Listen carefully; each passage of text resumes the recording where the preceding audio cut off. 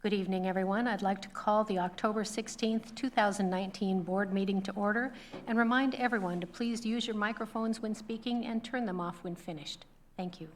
Commissioners present are Commissioner Doan, Commissioner Duggan, Commissioner Schmidt, Commissioner Sanders, and myself, Commissioner Bagnall. Turning to reports by the Chief Executive Officer and management staff. Thank you. A couple items here.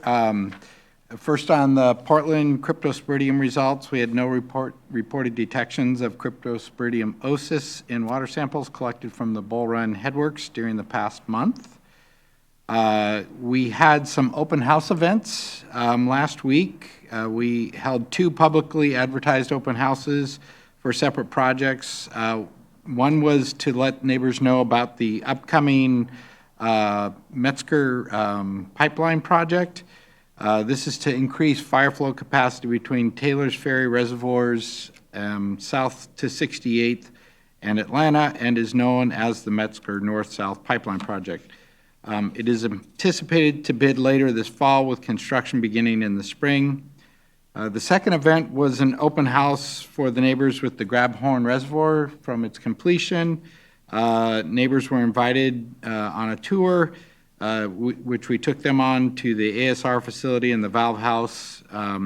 They were really impressed with the steps the district had taken to make the facility seismically resilient and the planning that has gone into the emergency response. I met with Nick Augustus while we were at the JWC meeting last Friday, and he was really excited about how many of the neighbors turned out and how impressed they were with the facilities. They're like, well, no wonder this was such a big project. You got a lot of stuff here. Yeah, and I'm sure if they had actually seen the structural integrity of the old reservoir, they'd have been really happy that we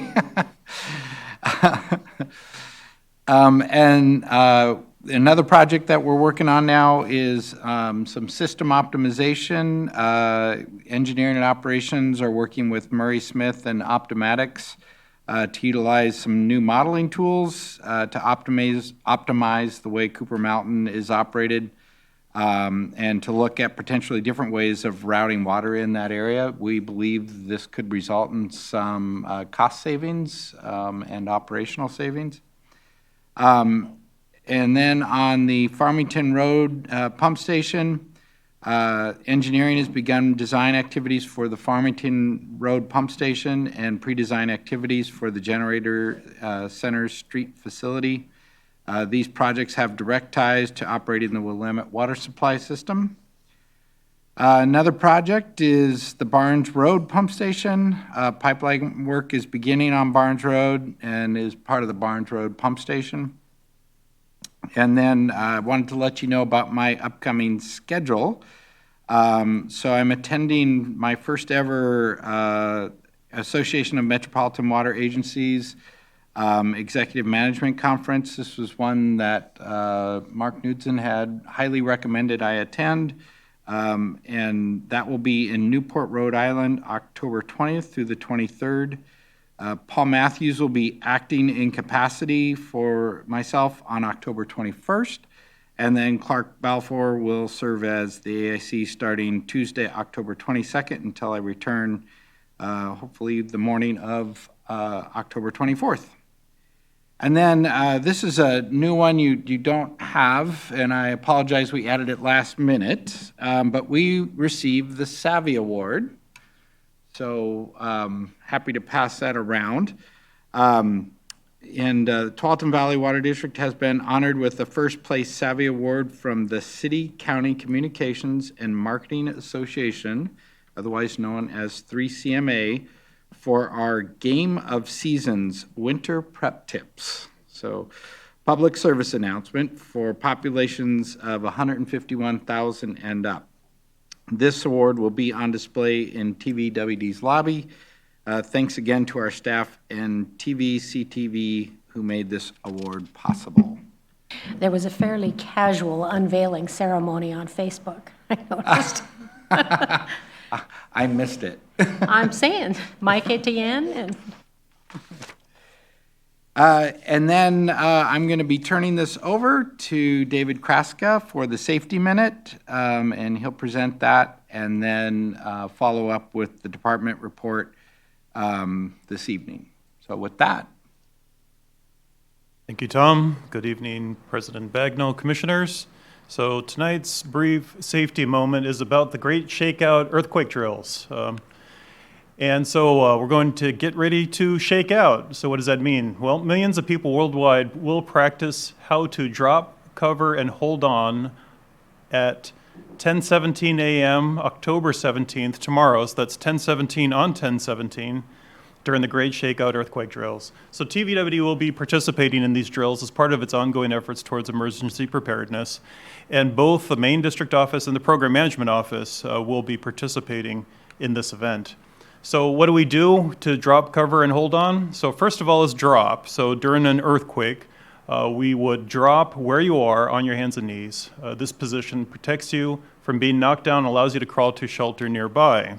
So cover is cover your head and neck with one arm and hand. If a sturdy table or desk is nearby, crawl underneath it. If no shelter is nearby, crawl next to an interior wall, not an exterior wall where there may be windows that would break or something like that, but find an interior wall to get nearby. And stay on your hands and knees and bend over to protect vital organs. And then finally, hold on until the shaking stops. Under shelter, hold on with one hand, be ready to move if your shelter shifts. And then if there's no shelter, just hold on to your head and neck with both arms and hands until it's over. And with that, there's a website here for more information, but it's pretty simple rules to follow, which is a good thing in an emergency event. Continuing on now with our department report. So just a couple of weeks ago, I was in front of you during the work session and gave kind of an overall debrief of what's going on in the program. So here I'll just do a small focus, brief presentation on what we're doing for a water supply integration project. So first of all, what is the Water Supply Integration Project? Well, it plans for the integration of the WWSS, the Willamette Water Supply System, with the existing distribution systems. So it's preparing those systems to receive water from this new supply. It integrates with our water treatment plant project, so the type of water, the quality of water that we're making at the new treatment plant, make sure that that's compatible with the existing distribution systems. We'll be looking to identify any capital improvements for the existing distribution systems, such as looping or different operations plans to properly integrate with the new supply. And the bottom line, or what we're really shooting for, is to protect public health through and after the transition to the new supply. So what we're really shooting for, the bottom line, is an uneventful integration is the key to the overall success of the Willamette Water Supply integration effort. So these boxes over here on the right-hand side of the graphic are some of the key things that we'll be looking for through this project. Evaluating potential for metals accumulation and release in the distribution system, discolored water studies, and so on. There's a lot of things that go into this overall project. So what are the goals of this project? Well, it's to establish the finished water quality. So we want to make sure for a water treatment plant project what water quality they need to prepare or provide in order for it to be compatible with our existing distribution systems. And so through that, we'll be assessing compatibility with the existing systems and blending with other waters in the distribution systems. We'll be defining system preparation needs and developing the integration schedule, when all this is to occur, so that we can incorporate the new water seamlessly and safely. We have a lot of outside experts that are informing the integration plan, including our own program subject matter experts, Confluence Engineering Group, and Blue Ribbon panels that I'll speak to next. So it's a broad group that's engaged in the water supply integration project. As I mentioned, program staff are running this project. Confluence Engineering Group is the specialist consultants that we brought on board to help us through the study. On the right-hand side of this graphic shows some of their local experience they have in similar studies. They've worked with the Joint Water Commission, with Beaverton, with Portland Water Bureau, and with Tigard. Most recently with Tigard on its integration effort with the Lake Oswego Tigard project to make sure that that went seamlessly. And Confluence, though they're a local firm based out of Seattle, they actually have experience nationwide on similar studies. So we also have involved in this project operations and water quality staff from TVWD Hillsborough and Beaverton. And I mentioned we also have a Blue Ribbon panel. So this is a group of outside experts that have expertise in this field that we're bringing on board to make sure that they're asking us tough questions and that we're turning over all the right stones to make sure that we're properly prepared for this effort. So there's three main phases through this work: desktop studies, demonstration, testing, and then finally our integration plan. Right now, we're in this first phase of desktop studies, and in that, we're understanding the existing systems and supplies to just get a physical understanding of how they relate. We're performing our blending analysis really on desktop studies right now, performing chemical equilibrium modeling, and reviewing the main cleaning practices. Just what are the current practices conducted for distribution system maintenance by TVWD Hillsborough and Beaverton. And then when we get into demonstration testing, we'll be evaluating combination of bench scale tests and field trials, doing chlorine, demand, decay, and disinfection byproduct testing. And then we'll also be doing flushing trials and other main cleaning tests. One of the things that we'll want to ensure as we get ready to do the system integration, that the distribution systems are clean prior to integrating the new supply. It'll be one of our chief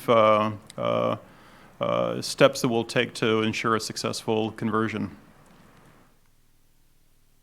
This is a pretty busy graphic, but it shows the integration of our water treatment plant project and our system commissioning with our water supply integration project. So across the top, you see the dates 2019 out to 2026 when we're all said and done. And then the next line down there is our water treatment plant project, breaking it up into different phases: 30% complete, 60% complete, 90%, 100%, and then when we're going to be in construction.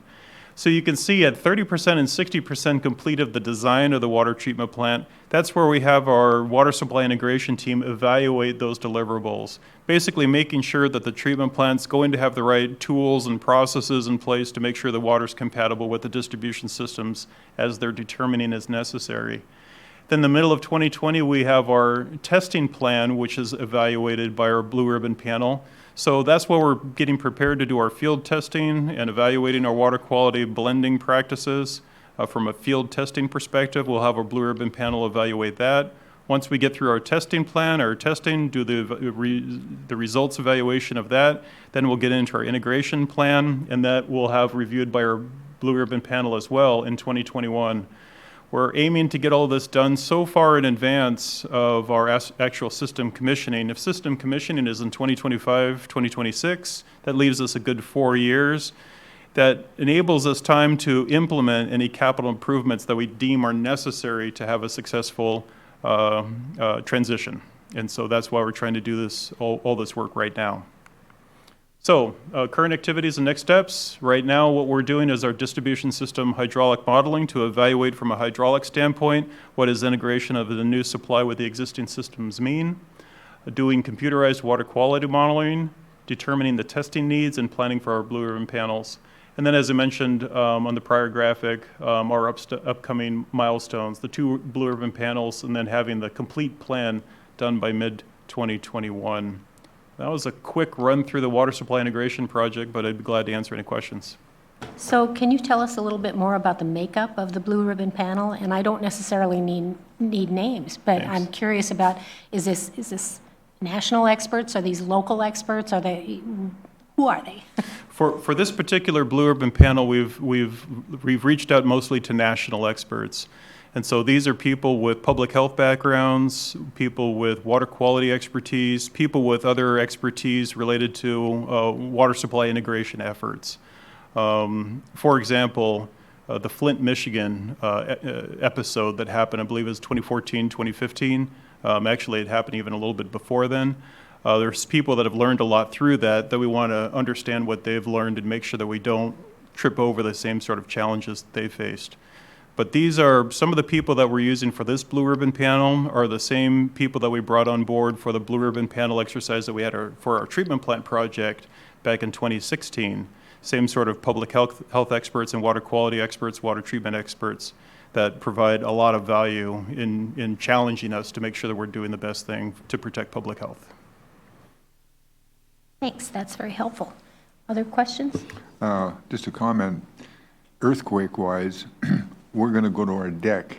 We build a 12 by 24 deck and have earthquake cleats down to a 8-inch thick concrete slab. It's not going anywhere.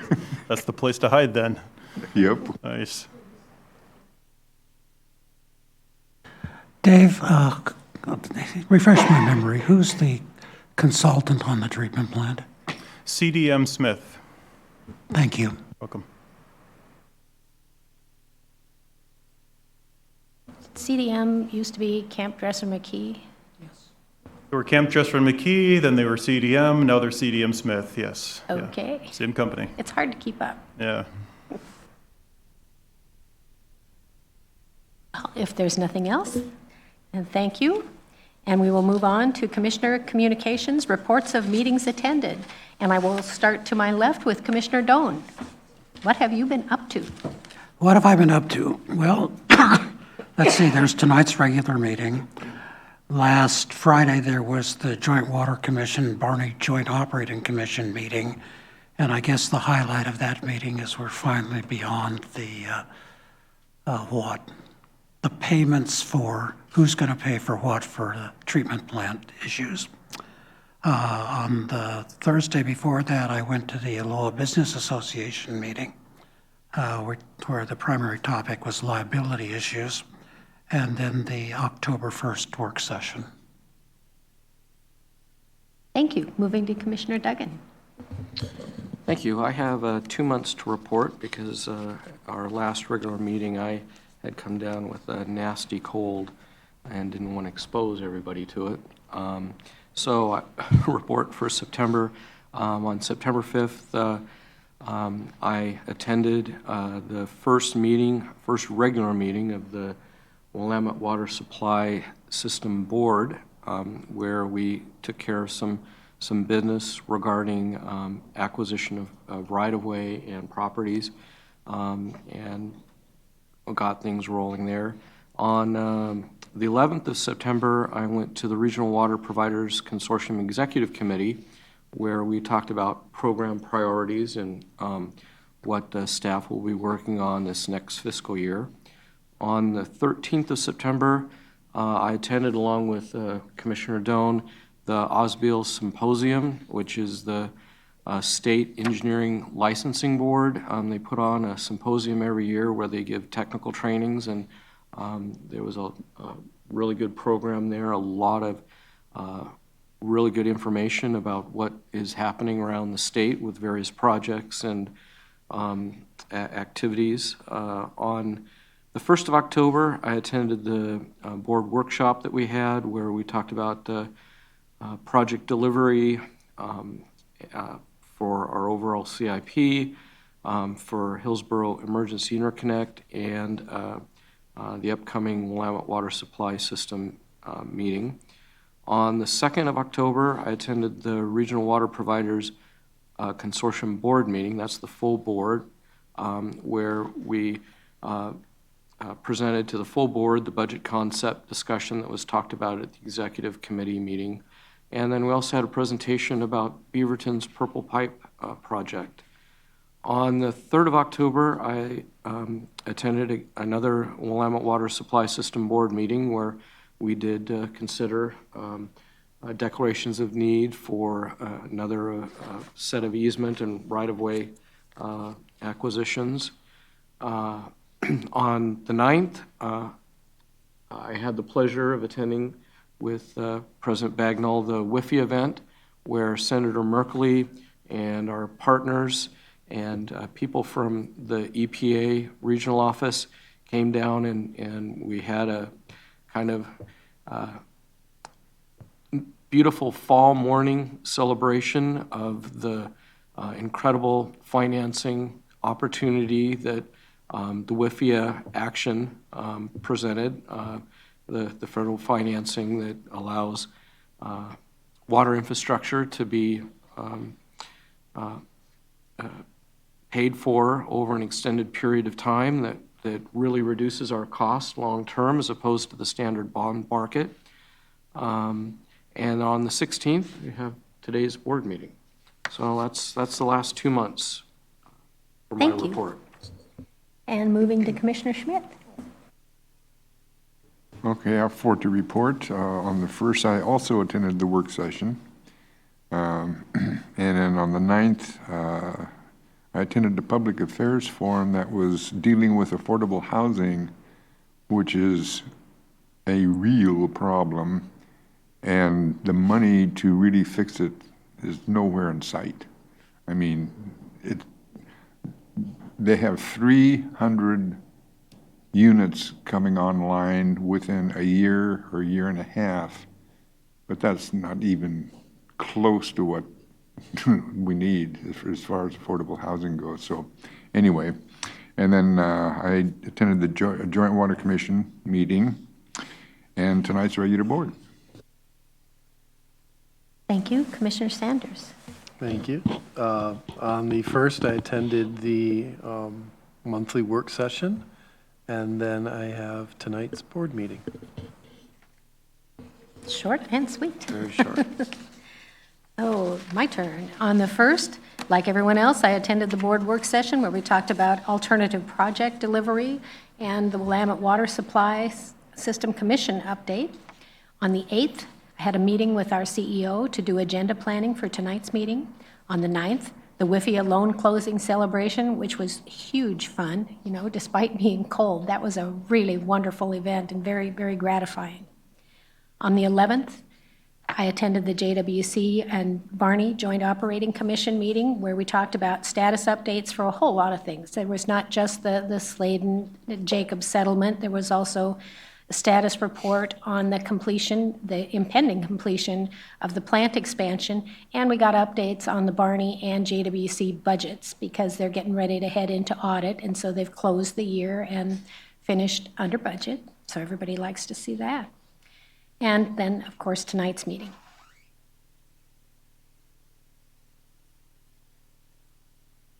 So do we have, the next item on the agenda is topics to be raised by commissioners. Do we have any? Seeing none, we move to public comment. Public comment time is set aside for persons wishing to address the board on items on the consent agenda and matters not on the regular agenda.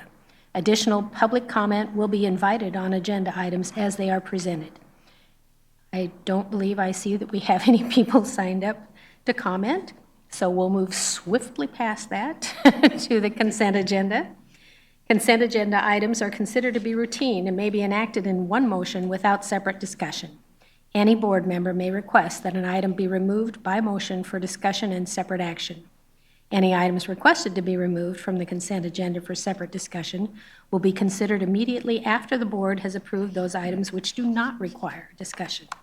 Tonight, there is only one item on the consent agenda, so it would be very difficult to separate anything. All we have is item A, to approve the September 18th, 2019 regular meeting minutes. Do I have a motion and a second to approve the consent agenda as presented? So moved. A second. Thank you. It's been moved and seconded. All those in favor signify by saying aye. All right. Aye. With no opposed, the motion passes. Moving to the business agenda.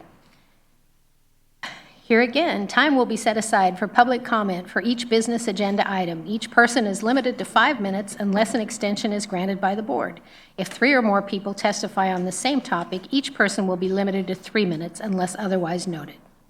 So the item we have on tonight's business agenda is to consider adopting Resolution 27-19, which is a resolution approving the intergovernmental agreement between Tualatin Valley Water District, City of Wilsonville, and the Willamette Water Supply System Commission for the Raw Water Facilities Project. We will have a staff report by our legal counsel, Mark Balfour. Thank you, President Bagnall and Commissioners. So tonight, as stated, we have the IGA for the Willamette Water Supply Program for the Raw Water Facilities Project. And on the screen is the same rendering that you have attached to the agreement that's in your packet.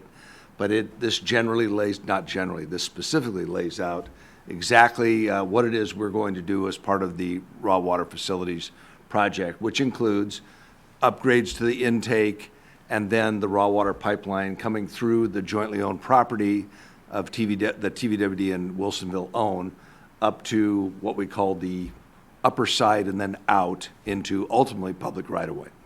So this project is a crucial project for us, and like anything, whether it's a county project or a joint project with the city, we always have a project agreement to deal with the day-to-day construction issues, how work obligations will be shared, payment obligations, other things that are required in order to actually build the project. And that's what this agreement does. So this is an agreement with Wilsonville and the WWSS as the entity that will be performing the work, but TVWD co-owns the property with Wilsonville, and so TVWD is a party in that respect to consent to this work to be done.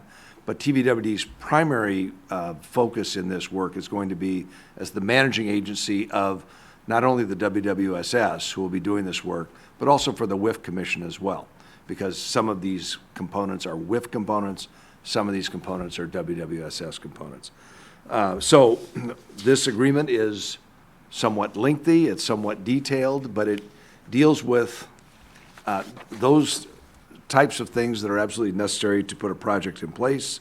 So the obligations of the parties, the restoration of the park, which is kind of in the middle there once we leave, making sure that we have all of our WIFIA components built in so that we can be compliant with respect to our WIFIA loan. So I think that's all that really needs to be said at this point, unless you have specific questions. And if you're okay, we'd ask that you approve this resolution. Clark, what is the black line covering up in the title block? What is the black line covering up on the title? Oh, golly. I don't need to know right now, but if you'll tell me, I'd appreciate it. Dave, can you tell? I think it's a scale. Yeah. It's just retracted or redacted. If we're looking at the same line just to the left of the black and veitch symbol, I believe it's the scale for the drawing. Yep, Okay, thank you. you're welcome. I just was wondering, if it was something we needed to get a subpoena for or something. I guess, yeah, we should not be redacting our project plans. That's a good idea. Okay. Are there other questions from commissioners? Well, all right then. In that case, do I have a motion and a second to adopt Resolution 27-19, a resolution approving the intergovernmental agreement between Tualatin Valley Water District, the City of Wilsonville, and the Willamette Water Supply System Commission for the Raw Water Facilities Project, RWF_1.0? So moved. Second. Thank you. It's been moved and seconded. All those in favor signify by saying aye. Aye. With no opposed, the motion passes. Thank you. Thank you. And moving to the last item on our agenda, we have an informational presentation, which is about giving us an update on the 2019-2021 biennial budget, and this will be presented by CFO Paul Matthews. Good evening, President Bagnall, Commissioners. Tonight I'll be very brief, provide an update on the district's budget. When we talk about the budget, there are two aspects that we want to look at. One is revenue and the other are the expenditures, and I'll take them in that order. Back in July, we noticed that our water deliveries, the water that we're delivering to our customers, was off about 9%. Now, this was something that staff wanted to monitor very closely. There's a lag in our billing system. We deliver the water to the customers, we read the meters about every 2 months, generate bills, and then we receive payments. So we knew that if we weren't delivering the water in July, that we would see revenue impacts in September and October, August, September, October. So we wanted to watch that very carefully, and in fact we did. And we provided you an update that we thought the revenues could be off anywhere from $3 to $3.5 million. We have the results back from September. We've got good news. It is still a negative variance, but we've shaved that by about $1 million. So now we're looking at a deficit of between $2 and $2.5 million in our revenues. This is not a large concern to staff at this point. We carry reserves within the district's financial plan to handle these kinds of variations. So nothing dramatic is required at this point, but we wanted to make sure that we present that information to you. So before I go any further and start talking about expenditures, I want to see if you had questions on the revenue side. And we'll continue to watch this because we anticipate it will affect revenues in October and November. So our forecast that $2 to $2.5 million includes potential revenue reductions in those future months as well. Okay, so turning over to the expenditure side, you might recall as we went through the budget process, our approach was very much centered towards budgeting only for those known items, with the idea that if there were expenditures that came up during the process, that we would bring it to the board for a supplemental budget. We're not at the point where we're asking for a supplemental budget, but there are some things that we wanted to highlight to the board just to let you know where we are. All these things I'm going to talk about tonight, we feel that we have adequate appropriations to cover them, but we do want to highlight them, as I said again tonight. The first actually is for our WIFIA loan. So one of the requirements of our WIFIA loan is that we are required to have 2 credit ratings from national credit rating agencies. And we had hoped to get that work done in the prior fiscal year, but that wasn't possible. So that work of the 2 national rating agencies happened this year. You might remember that in February we had a preliminary rating that we needed for the application phase, but actually to finalize the loan, we needed to have 2 full ratings. And that we've put into the process, completed those ratings, and I'm happy to say we got a AA+ from S&P and Fitch. We're happy with the outcome of that, but we will need to pay for those ratings. The good news is that we had adequate resources available in the last biennium budget. We didn't spend that money, so that money carried over, but the appropriations did not. We think we can fund this out of savings that we're going to have in our material and services budget, but if we get to the point where that budget's exhausted, we might come back and ask for a supplemental budget, and that would be the basis for that. So that was the first item, was the WIFIA loan. The second item actually is for the lobby remodel. So we had budgeted money in the current biennium budget to remodel the lobby and put some additional safety improvements in our lobby. And the engineering estimates that we have, or the architectural estimates that we have there, are about $200,000 more than what we had put in the budget. Now that's considered a capital outlay, and we have plenty of capacity in our capital outlay budget. So again, we're not looking at a supplemental budget, but we wanted to make sure that, that you all were aware of that. Paul, what's the total amount for the remodel? And I want to emphasize to the people in their homes that this is primarily a security issue. We need to make our workers safe, and so we're going to do it. Yeah, and it's more than just the lobby. I don't have that number with me. I don't know if, unfortunately, Carrie's not here tonight. Yeah, what I recall is it's right around 300,000 for the total. And what is the expected timeline? When are we going to get going on that? The last discussion I had with Carrie, they're hoping sometime February, March timeframe is when they'll start work. But they are underway with the, I don't know if you call it design, I'm not an engineer, but they're working on that aspect of it. The other item is the meter sales program. So let's talk about what that is. As the district embarks on its CIS project to replace its customer information system, one of the strategies we have is to reduce the risk of that implementation by taking out some of the processes that are tied to our current utility billing system and to complete those in advance of the new CIS. We have a meter sales program, which is more than just a cash register that sells meters. This actually tracks the locations of the meters that are being installed throughout the district, the system development charges that are assessed, the sizing of the meters. It ties into our GIS system, and it's closely integrated with our utility billing system.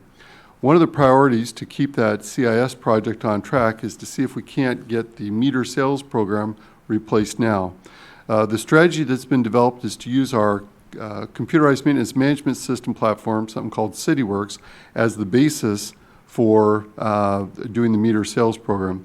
And the cost estimate for that from our IT folks is about $150,000, and that was not anticipated in the budget. And the last item I want to discuss today is some of the training and some of the communication strategy budget, which is some additional training that some of our staff needs as we transition the organization over to managing and operating the Willamette Water Supply System, as well as just general upkeep of our staff capabilities, and a new strategic plan for our communications system, or to fund part of that strategic plan. We're estimating total expenditures there of about $150,000. So all these expenditures are, again, outside of what we had put in the appropriated budget. They're within what we think are the cost savings, but we wanted to bring that to the board here tonight to let you know. With that, I'll answer any questions except about the lobby group model, which I'll throw to someone else. I'll make an observation if I could. Some time back, the board had a program for offsetting all our carbon offsets with green tags. And apparently I missed it in the budget that we didn't carry that forward. So what I'd like to do is at some point in the near future, when we get to the point of a supplemental budget, if we have one of those, to basically ask the board to reaffirm that we're going to offset all our carbon dioxide emissions with green tags. It's a program we had a while back, but somewhere along the line, we dropped it. So I'll bring that as in the form of a commissioner topic in the future. If I could just add to that real quickly. So if that is something we want to pursue, we should definitely take the time to put some sort of staff report associated with this. I'd gone through, there's a big difference between, and I know you know this, but just so that everybody understands, there's that big difference between just offsetting, some carbon, some of our carbon footprint to being carbon neutral. And that takes a great deal of tracking and a great deal of effort to get to carbon neutral. So they're very different things, and we would want to definitely work through what the costs are associated with those two things. Thank you. I'll prepare a commissioner topic for next month. The other comment I'd like to make is that I appreciate what you've said, Paul, about how you're tracking these things, but you're not going to, I fully understand that, especially with the commissions we now have who set their budgets on an annual basis, that we are going to have to be doing more supplemental budgets than we have done in the past. But I don't want to get to the point like the city of Portland is at, where they do one once a quarter, once a month. It's like, let's bundle them up and make them reasonable.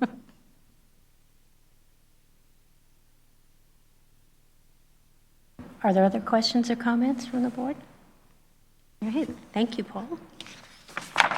And there being no further business before the board, this meeting is adjourned.